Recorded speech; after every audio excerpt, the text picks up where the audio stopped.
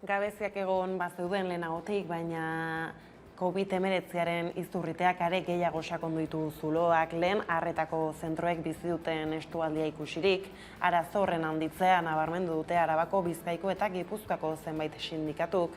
Ez dira diagnostikoa egitera mugatu eta deialdia egin dute egoeraren larritasuna salatzeko xedez, SHL-Lab, Comisiones Obreras eta UGT sindikatuek protesta egitera deitu dituzte herritarrak. Zehazki Osakidetzaren ardurapeko osasun etxeetako atarietan biltzera deitu dute jendea gaur eguerdiko ordu batetatik aurrera egin dutelarik protesta. Salatu dutenez, lehen arretaren egoera sostenga ezina da egun. Herri eta auzoetan berriz arratsaldez izango dira elkarretaratzeak. Arratsaldeon guztioi, gabeziei kontra egiteko urratsak egin daitezela eskatu dute sindikatuek. Besteak beste eskatu dute lehen arretara bideratutako aurrekontua handitu dadila. Behintzat Europako batasunean batez bestekoa den BPG-aren 7% ailegatu arte. Bestelakoan, Pedro Sánchez Espainiako gobernuko presidentea eta erkidegoetako agintariak gaur bilduko dira arratsaldeko 4:00 telematikoki egingo den presidenteen biltzarrean. Espero da gutxienez 7 presidenteek aire librean maskara €1 derrigorrezko izan dadin eskatzea.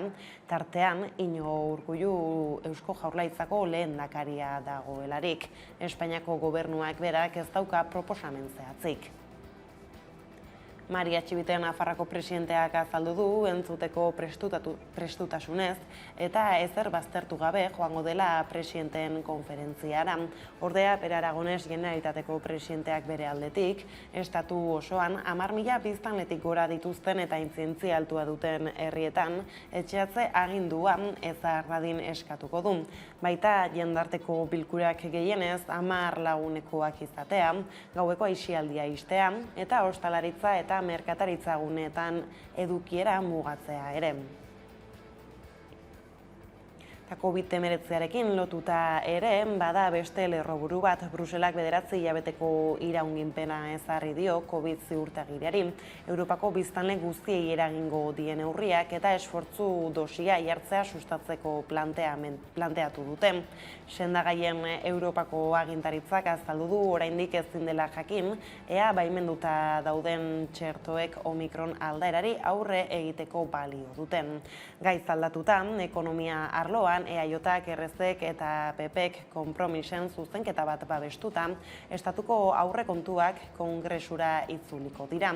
Senatuak astearte honetako saioan 2022ko estatuko aurrekontu orokorrak behin betiko onartuko zituela espero zuen Espainiako gobernuak, baina ez da horrela izan. Konpromisek estatuko hizkuntza gutxituak sustatzeko zuzenketa bat aurkeztu du eta ez ustean EAJak, RZek eta Juntsek babestu egin dute, baita Alderdi Popularrak ere. Gauzak horrela egitasmoa kongresura bueltatu beharko dute. Azkeneko bozketa abenduaren 28an egingo dute eta estatuko aurrekontuak urtarrilaren batean sartuko dira indarrean.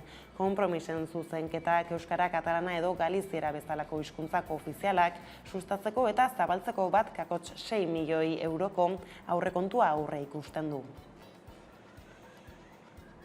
Bestaldetik, Euskal Herritarrek beren etorkizun politikoa erabakitzeko eskubidea aitortzeko eta gauzatzeko bidean gure eskuk Arantzazuko santutegira eraman zuen asteburuan bere aldarrikapena, esparrua askotariko 100 pertsona esanguratsu elkartuta adierazteko burujabetzarako bidean jauzi bat egitea herritarren esku dagoela. Hala eguerdiko magazinean Josu Etxaburu gure eskuko bozeramailea izan dugu gaur, gonbidatu nagusi gisa, eta halaxe aritu da adierazpenaren muinaz. Nik esango nuke alde batetik baduela indargune handi bat, eta da Euskal Herri osoari begirako deialdi bada.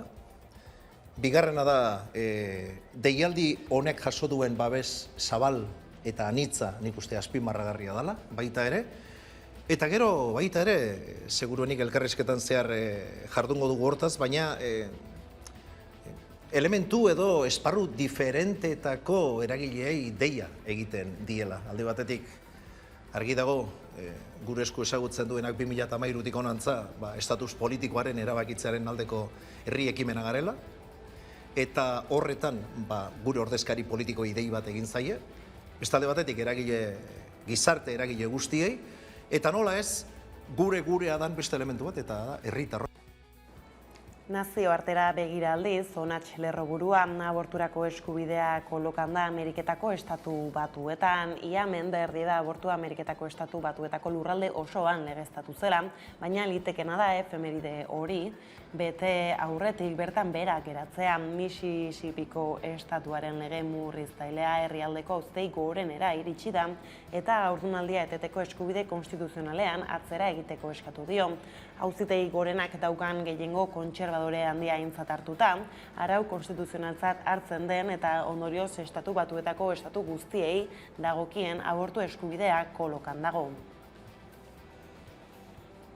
Eta asteazkeneko lerroburuekin amaitzeko, kiroletan, binakako emakume Mastercup txapelketan parte hartzeko izen ematepea irekita dago. Emakume Mastercup zirkuitoak aurrera jarraitzen du, eta 4:30 txapelketa amaitu ostean zabalik da 2022ko eskuz binakako laboral kutxa masterrerako izen ematepea. Proiektu honen 6. denboraldiari hasiera emango dion txapelketan, parte hartu nahi duten emakume guztiek urtarriaren 9 arte izango dute izena emateko aukera webgunean. Parte hartu nahi duten emakume guztiak eroso sendi daitezen maila desberdinetako lehiaketak antolatu dira. 2 maila nagusi izango dira pilota goxoa eta pilota mistoa, eta hauen barruan beste bi azpimaila hastapena eta nagusiak goxoaren kasuan eta promozioa eta elitea material mistoan jokatu nahi dutenentzat. Bada iritsi da, eguneko argazkiari heltzeko unea lehen arretako zentroek bizi duten estualdia ikusirik arazo horren handitzean nabarmendu dute Arabako, Bizkaiko eta Gipuzkoako zenbait sindikatuk gaur burutu dituzten protestetan hain zuzen ere arazo hortaz eta sindikatuen salaketen zergaitiaz aritzeko. Konexioa egin dugu eguerdiko magazinean Maitane Larrañaga Satxe sindikatuko kidearekin entzun dezagun. Guretzako aldarrikapen nagusiak dira lehen arretaren apostu finko bat egin behar dela, osasun sistemaren ate nagusia den bezala bere lekua berreskuratzeko, estrategia argi bat eskatzen dugu, bai lan kargak murrizteko, baita inbertsioak handitzeko eta baita ordezkapenak jartzeko ere, eta aprobetxatzen dugu deialdi finko bat egiteko herritarren plataforma eta mugimenduei gurekin, elkarrekin eta lerro berdina lan egin dezagun. COVID-19aren bueltakoetan berriz, aipatu lehenxeago ere, erkidegoetako presidentek pandemiari aurre egiteko neurrien inguruan eztabaidatuko dute arratsalde honetan. Espero da gutxienez 7 presidentek aire librean maskara une oro derrigorrezko izan dadin eskatzea, tartean Iñigo Urkullu Euskal Autonomia Erkidegoko Jaurlaritzako lehendakaria. Atzo arratsaldeko osasun publikoaren batzordearen bileran aldiz, presidenteen batzarrean adosten denari itxaroteko deia egin zuen Gotzone Sagardui, osasun sailburuak gogorarazi zuenez, EAEn badaude neurriak eta horiek bete behar dira. Gogoratu dezagun Euskadin neurri desberdinak, eta neurri desberdinak ditugula abian duela asteak eta atzo bertan ere iragarri genituela Gabonak datozen une honetan gomendiotzat ematen ditugunak, ezta? Horiek izan behar dira, nik uste dut, abia puntu bezala hartu behar direnak, beste edozein erabaki hartu baino lehenago. Aldiz, Maria Txibiten Nafarroako lehendakariak azaldu du entzuteko prestutasunez eta ezer baztertu gabe joango dela presidenteen konferentziara. De cara a mañana, pues vamos a una actitud de escucha activa. Yo siempre he dicho que nosotros iremos tomando las medidas en función de la evolución de nuestra propia situación. Siempre he defendido también, ¿no?, que es bueno que si se tienen que tomar medidas, pues que se hagan con el consenso del conjunto del Estado. Por lo tanto, pues vamos a escuchar qué es lo que se nos propone allá y, como digo, en una actitud pues abierta. Bada egu berrien atarian zalantza nagusi Euskal Herrian eta hain zuzen ere Gabonen aurreikuspenez galdetzeko kalera irten da Gasteizko 11ko lantaldea. Ikusten duzuenez, Gasteizen da 11 telebista eta aprobetxatu nahi izan dugu Eguberrien atarian gaudela kale galdeketa bat egiteko Eguberrien inguruan esan bezala eta COVID-ak izan duen eragina ezagutzeko.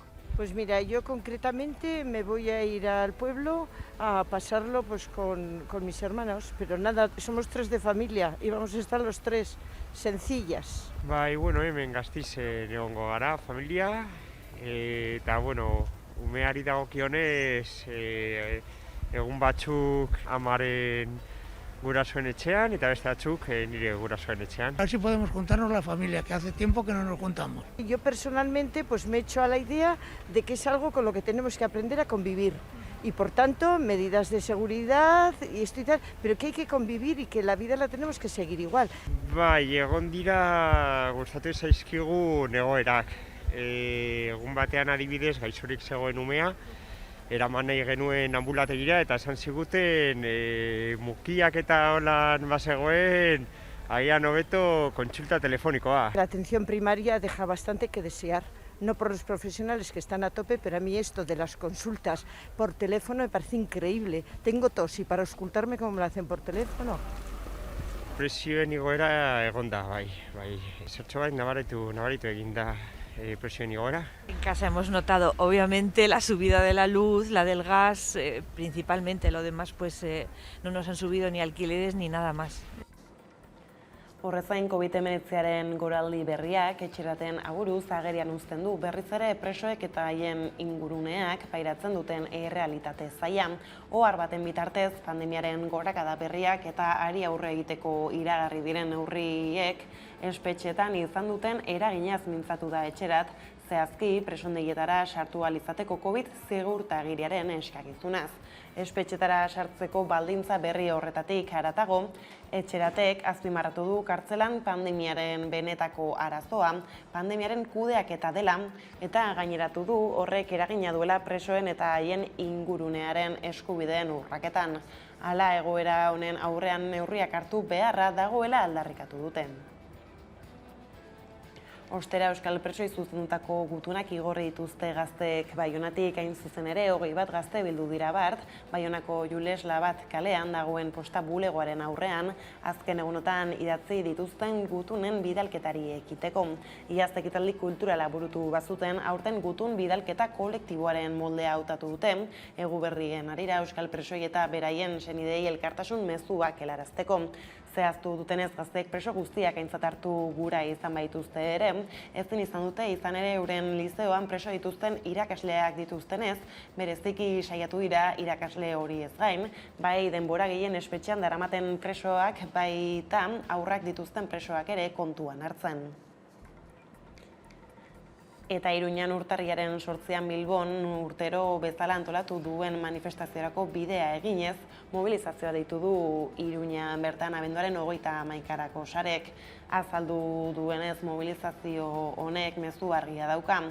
Etxerako bidean euskal presoak jartzea urte berrian, datorren urte berriari ondokoa eskatzeko baliatuko du hitzordua sarek. Euskal preso guztiak Euskal Herrira hurbiltzeko eta gradu progresioa aplikatzeko, hori baita preso oro bizitza sozialean berriro integratzeko funtsezko oinarria. Horrez gain, Donostiako auzitegian agerrarazi dute bart, Mikel Albizu preso ohia auzitegi nazionalaren aurrean bideokonferentziaz deklaratzeko agindua jaso zuen hortik, Gregorio Ordóñezen hilketan inplikatzeko saiakera abiatu dutelako. Albizuk ez zituen galderak erantzun horretarako eskubidea baliatuz, baina adierazpen bat irakurri zuen akusazioak egosten dionarekin zerikusirik izan ez zuela esanez, epaiketako datara bitartean Estatu Espainiarretik ateratzea debekatu dio epaileak neurri kautelar gisa udan arbeo. Eta Gregorio Ordóñez zinegotzi eta PPko Gipuzkoako orduko presidentea hil zuen 1985an Donostian. Hilketari lotuta Mikel Albizu Iriarte presoiak Donostiako justizia jauregian deklaratu behar izan du. 3 ordu egin ditu epaitegi barruan, baina epaiaren aurreko agerraldian laburra izan da, 2 minutu eskasekoa. Ukatu egin du Ordóñezen hilketa horrekin inolako zerikusirik duenik, eta nabarmendu du osorik bete zuela etako kide izateagatik ezarri zioten kartzela zigorra. Gezurretan eta torturan oinarrituta dauden akusazio hauekin dudan harreman oro ukatu dut. 15 urteko zigorrak bete zituen Frantziako estatuan eta 2019ko urtarrilean geratu zen libre. Albizu gaineratu du haren aurkako akusazio berriak torturen eta gezurren bitartez eskuratutako elementuetan oinarritzen direla. Auzitegi Nazionala jakinarazi du Alejandro Abascal epaiak badaezpadako neurri batzuk ezarri dizkiola Albizuri. Auzitegiaren oniritzirik gabe Espainiako estatutik irtetea debekatu dio, pasaportea kendu eta harremanetarako helbide baten eta telefono zenbaki baten berri emanarazi, jakinarazpen judizialak helarazi ahal izateko. Epaiak argudiatu du delituaren larritasunari eta akusatuari jar diezaioketen zigor handiari erantzuten diola badaezpadako neurri horiek ezartzeko beharrak.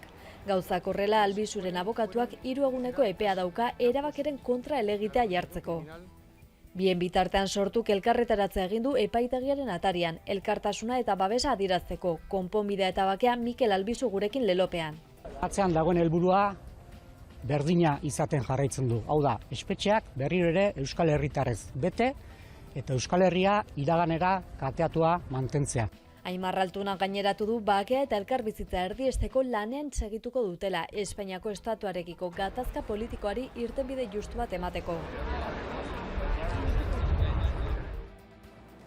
Bestaldetik, ponentziari buruzko eztabaida amaituta, zuzendaritza organoak hautatzeko fasean sartu da sorturen 3. kongresua.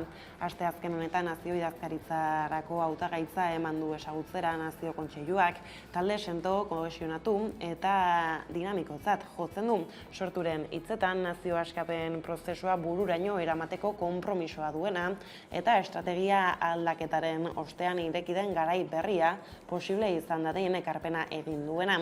Berritasunen artean, genero parekidetasunera bidean urrats esanguratsua emango da, nazio idazkaritza berri honekin azaldu dutenez. Gauzak honela, 10 ardura nagusietan 5 emakume eta 5 gizon daude herrialdeak kontuan hartuta, 6 emakume eta 9 gizon. Arkaitz Rodriguez da idazkari nagusi karguan segitzeko hautagaia, eta berarekin batera goi kargu nagusietan Nuria Altzugarai, Oiana San Vicente eta David Pla geri dira. Eta arlo politikotik ekonomikora, berdintasunerako barne planen egoera Hego Euskal Herriko erakunde nagusietan izeneko txostena osatu du labek.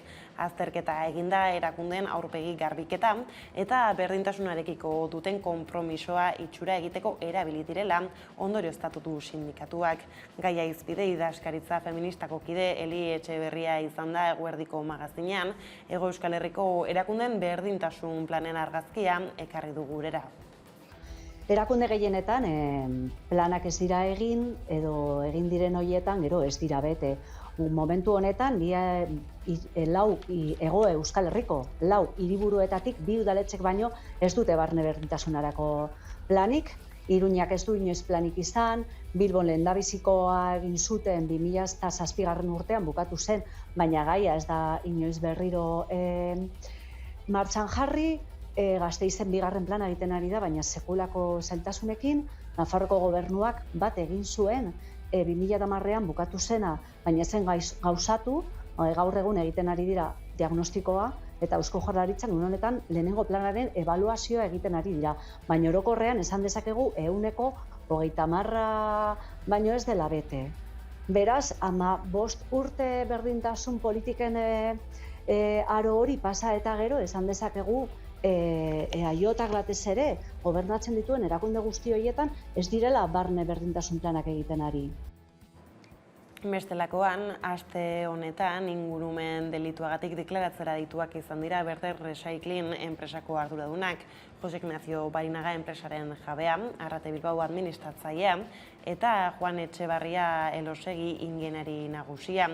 Haietako 2 ez deklaratzeko eskubideaz baliatu dira eta 3. osasun arrazoiak argudiatu ditu ez bertaratzeko. Zaldibar Argituko plataformako kidea den Gaizka Zabarte izan da gurean ere eta halaxe aritu da enpresako arduradunen jarreraz. Eren egun, ingurumenaren kontrako delitua ikertzen duen auzian, deklaratu behar zuten zuk aipatu dituzun 3, baina baita 4. bat ere bai. Hau da, enpresa, Googleuk eskatu genuen enpresa, Berder Recyclingek deklaratu behar zuela, ez bakarrik bertako enpresario eta arduradunak. Izan ere, bera lehenengoa epaiaren aurreatik pasatzen Berder Recyclingeko ordezkari izan zen, eta Jose Ignacio Barinaga eta Etxebarriak bezala erabaki zuten ez deklaratzea. Zergatik erabaki zuten hori, hori jakina haiei galdetu behar zaie, guk horretaz egin ditzakegunak dira interpretazioa. Lan gatazketan berriz Arabako metalgintzako langileen lan baldintzen aldeko mobilizazio bateratua egin dute ELA-LAB eta Comisiones Obreras sindikatuek. Hirurek plataforma bateratua osatu dute patronalaren aurrean hitzarmenduin bat aldarrikatzeko. Hiru sindikatuetako ordezkariek elkarretaratzea egin dute astearte honetan, SEA Arabako patronalaren egoitzaren aurrean, Gasteizen salatzeko 3 urte daramatzatela, hitzarmena negoziatzen Araban 25.000 langilek lan egiten duten sektore batean, aurrerapenik egin gabe. Ohar batean salatu dutenez, SEA geldirik dago sektoreko arazoak pilatzen diren bitartean, eta langileak bizitzaren garestitzari aurre egin ezin dioten soldatekin, eta lanaldi eta malgutasun handiekin daude. Sindikatuek SEA patronalari aurkeztuko dizkiote haien aldarrikapenak, eta urtarriaren 10. astean negoziazio mailan biltzeko dei egingo diete. Nekazariek berri sektoreak bizi duen egoera oso larria salatu dute Bart Donostian, Gipuzkoan, Bizkaian, Araban eta Nafarroan lan egiten duten nekazaritza sindikatuek mobilizazioetarako deia egin dute sektoreko profesionalek bizi duten egoera oso larriaren aurrean eta aldi berean Madrilgo EAEko eta Nafarroko gobernuei eskatu dioten elikagaien katearen legearen erreforma berehala aplikatzeko, horrek ekoizpen kostuen azpitik ordaintzen eragozten baitu haien esanetan. Horren adibide gisa jarri dute esnearen sektorea. Ekoizpen kostuak 0,40 eta 0,52 euro artean igo baitira litroko, abeltzainek berriz 0,35-37 euro artean kobratzen dute litroko. Ordea Eusko Jaurlaritzak 4.000 lanpostu publikoren eskaintza egin du eta gehienak hezkuntza arlokoak dira. Ia 4.000 lanpostu publikoren eskaintza egitea onartu zuen atzo Eusko Jaurlaritzaren Gobernu Kontseiluak, Euskal Autonomia Erkidegoko Administrazio Orokorraren eta haren erakunde autonomoen eta Euskal Autonomia Erkidegoko Hezkuntza Administrazioaren 2021 baterako enplegu publikoaren eskaintza onartu zuelarik. Horietako 1.856 hezkuntza arlokoak dira, 1.473 osakidetzakoak, 435 administrazio orokorrekoak eta 424 ertzaintzakoak. Eta Jaurlaritzatik iritsitako albisteekin bukatzeko gaur amaitu dira Eusko Legebiltzarrean hezkuntza ituna adosteko lantaldean hezkuntzako adituen agerraldiak. Horiek hala Legebiltzarreko alderdien negoziazio aldia hasiko da orain hezkuntza itun berriaren oinarriak adosteko Udane Arbeo. Eusko Jaurlaritza beste hezkuntza lege bat egiteko bidean da eta hori gauzatu baino lehen hezkuntza hitzarmen bat adostu nahi du Legebiltzarrak. Hori hala hezkuntza hitzarmena lortzeko lantaldean hainbat gai izan dituzte hizpide legebiltzarkidek gizartean ordezkaritza duten zenbait eragilearekin batera. Eragileen agerraldiak gaur goizean amaitu dira eta hori gauzatuta berehala hasiko da hezkuntza itun berrirako oinarriak adosteko alderdi politikoen arteko negoziazioa. Azken egunotan besteak beste egungo ereduak alde batera utzi eta euskara ardatz izango duen eredu bakarraren proposamenak jarri du hizpidea. Proposamenaren erabat aurka agertu dira Vox eta PP Ciudadanos taldeak. Primero eso, que el euskera no debe imponerse, pero cuando se impone genera rechazo. Ontzat eman dute aldiz Elkarrekin Podemos iuk eta EH Bilduk. Gure partetik guztiak jarriko dugu euskara ardatz izan behar duen hezkuntza sistema bat garatzeko. Iruditzen zait, bazaretela nor, hezkuntza hitzarmen honetan heldu beharko genituzken adostasunak nondik nora joan beharko luketen azaltzerako orduan. Alderdi sozialistak berriz ez du iritzi argirik eman. Eusko Alderdi Jeltzaleak ordea dio gaurkoa ez dela duela 40 urteko gizartea eta egin beharreko aldaketetan asmatza dela gakoa. Dena den Leixuri Arrizabalaga EAJ-ko legebiltzarkideak ez du bake linguistikoa hausteko arriskurik ikusten. Horren ohartarazpena Alberto López Basaguren zuzenbide konstituzionaleko katedradunak egin ondoren. Orain arte izan dugun bake linguistikoa hautsi ez dadin, posible ez dena da D eredua izan dena eratzea modu orokorrean guztientzat. Guk ez dugu uste arriskuan egon daitekenik bake linguistiko hori. Ez dakiguna da zer nolako bultzada eman beharko zen eta guzti hori gero nola garatu. Gaurkoa adituen azken eguna izan da hezkuntza lantaldean. Gero alderdi politikoak saiatu beharko dira lege berrirako oinarriak adosten.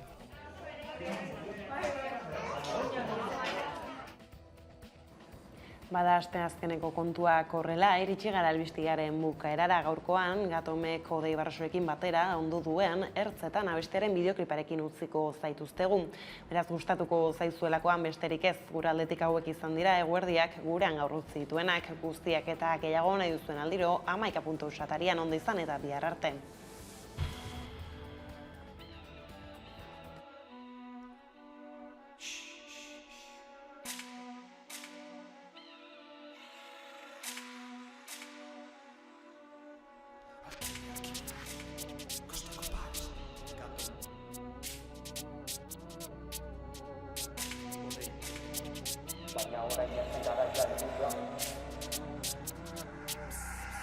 Ez gara mediotan agertzen, barruen daku gure guda. Ez dugu zentroa baztertzen, baina orain ertzen garaia heldu da. Bermio, Baiona, bi herri eskutik eskura. Bidasoa muga ikusten dutenak dira gure muga. Ez gara mediotan agertzen, barruen daku gure guda. Ez dugu zentroa baztertzen, baina orain ertzen garaia heldu da. Bermio, Baiona, bi herri eskutik eskura. Bidasoa muga ikusten dutenak dira gure muga. Lo geratu barik, eurek esan arren ezenan ez dauela lanik. Baguk musu trukeren lurreri, ta beste hainbeste artista gerri. Askok ez daui gure ikusi, egunen luzi, jan Euskal drill gordinek sushi. Esan ze medio, que mongo mendizo, hori mas media, ikara medio, hori mas media, paiola medio, gukabi serio, ez dau misterio. Informazio dilerratiz, baie, ez dau kriterio. The king of season, eure mundun, zenbakizek txapeldun. Atxa, biriketan, jatxa pasa elitetan. Altxa, ekipetan, sorkuntza bada ekietan. Otoi ez galde, guk dugun kezka, eldu denik modu libretan. Itxasoz bestalde, herririk ez da haien komunikabidetan. BPM kliketan, hitzetan klipetan, ez gira neurtzen kliketan. Gatomekin bertan gabiltza izketan, hitzaren moduan hitzetan. Bibetan, bietan, flowa eta herrimak bietan. Ez gaude hoien plan gintzetan, aldaketarik ez gure baldintzetan.